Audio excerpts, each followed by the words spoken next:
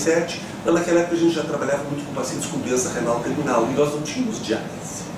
Então eu procurei o Dr. Brentano, que era o chefe da cirurgia, tinha experiência, era o professor titular da enfermaria 30, que era a enfermaria de cirurgia geral da URGS, e ele tinha feito todos esses transplantes, já acho que não lembro se talvez uns 15, com o Pusato nesse período de 70 a 77, se a gente poderia montar um programa de transplante na Santa Casa. Ele ficou muito orgulhoso, vamos fazer. E aí, então, em 31 de maio de 1977, nós fizemos o primeiro transplante de rim que eu acompanhei e coordenei junto com o Dr. Brentano. Naquela época, o Dr. Vitola, o Dr. Guido também trabalhavam com o Dr. Brentano, mas o chefe era o Dr. Brentano. E a gente fez um transplante de 77, fez 3 transplantes de 78, fez uns 8 ou 9 em 79, e foi fazendo os transplantes, mas aí em 82 a Santa Casa entrou em crise. Uma crise muito grande, em 82, 83 quase fechou. E então nós chegamos a fazer uns 15 ou 20 transplantes entre 82 e 83 no Hospital Ernesto Ornelas. Com a retomada da Santa Casa, nós retomamos muito forte. Então, em 84, a gente chegou a fazer acho, uns 15 transplantes, e aí isso foi cada ano crescendo. Então, nosso grupo tem dedicação exclusiva desde 1984 só com a Santa Casa. Nós só fazemos transplante e diálise na Santa Casa. A gente fazia nas terças-feiras, era ser marcado nas terças-feiras o transplante, que eram as 2 salas, uma do lado da outra, sendo que a gente começou com o doador vivo, então tirava o rim do doador, ia para outra sala e colocava no receptor. E naquela época, nos anos 70, as pessoas assistiam atrás da sala, tinha uma parte alta, toda fechada por vidro, a gente ficava era um aquário, a gente ficava assistindo, o pessoal ficava assistindo a cirurgia de fora. E nós, na Santa Casa, não tinha uma UTI nessa época. Nós tínhamos o que se chamava de SPG, Sala de Pacientes Graves. Então a gente tinha uma salinha que colocava os transplantados, eles ficavam ali internados 1, 2, 3 semanas até ter alta, naquela salinha. Isso ficou, acho que até final dos anos 80, 88, 89, quando a gente passou para o São Francisco. Então, mas em todo esse período, e a gente, depois, como aumentou muito em 85, 86, no transplantes, nós tínhamos uma sala dos pacientes transplantados no 5º andar. Era uma sala com 6 leitos que não tinha nenhum. Os transplantes do país a gente divide em 3 fases.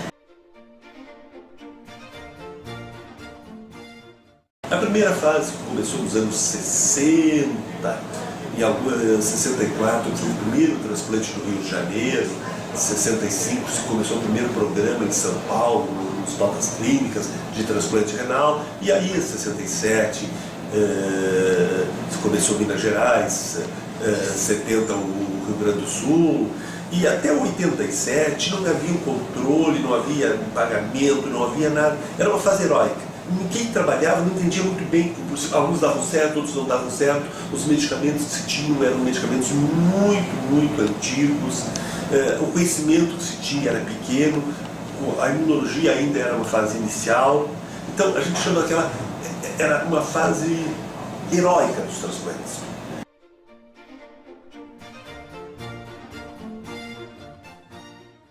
Aí, a partir de 87, começou a haver o controle do Estado, a partir de 88 começou a ser um certo ressarcimento, aí então se começou até 97 a fase que a gente chama de romântica, que é uma fase amadora. Não trabalhava para fazer os transplantes, já se tinha um certo conhecimento.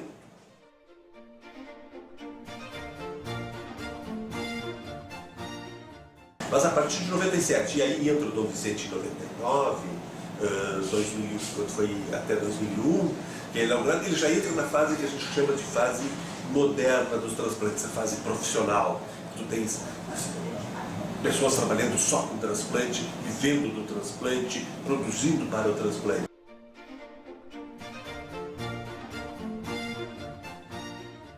E começou a aparecer relatos, e chegou a ter um congresso sobre transplante de rim e pâncreas. Nós começamos a revisar toda a literatura, discutir com os cirurgiões, o Guido, o Vitola.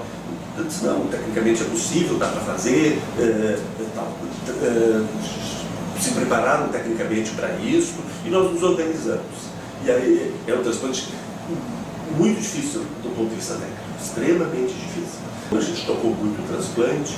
Em 87 nós resolvemos fazer rim e pâncreas. Foi a primeira equipe do Brasil a fazer esse tipo de transplante. E a gente fez até 92, 93, acho que uns 12, não lembro o exato, 11, 12 transplantes de rim e pâncreas. Depois teve que parar com isso porque se começou o fígado. Naquela época não tinha uma técnica cirúrgica que permitisse remover do mesmo doador o pâncreas e o fígado. Tinha que escolher um. E como o fígado é um órgão vital e o pâncreas não é, nós paramos de fazer. E só se foi retornar no final de 96, 97, quando foi desenvolvida nos Estados Unidos uma técnica que permitia retirar os dois órgãos para transplante do mesmo doador.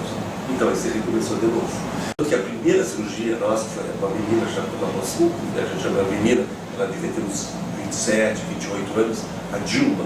A gente conversou, explicou os riscos, que era uma coisa extremamente de risco. Ela disse, olha, eu faço qualquer coisa para sair da diálise e principalmente da insulina. Ela já tinha um déficit visual importante e se fez o transplante, uma cirurgia. Aquela vez eu tenho que vou pegar de novo os papéis, mas eu acho que ela durou entre 14 ou 20 horas. Foi uma cirurgia assim extrema. Eu lembro que eu mandei vir as pizzas no bloco cirúrgico, o pessoal dava, o grupo continuava operando, outro via se alimentar. E a cirurgia tecnicamente foi muito bem.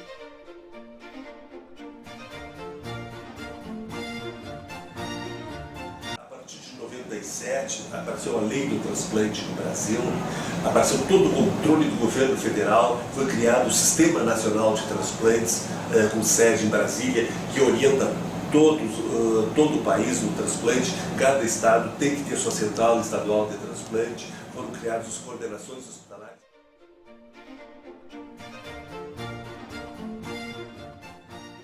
Em 31 de maio de 77, foi primeiro na menina, na Ordenila, nós fizemos, em outubro a gente completou 3.000 transplantes de rim. Agora a gente deve estar com 3.050, alguma coisa.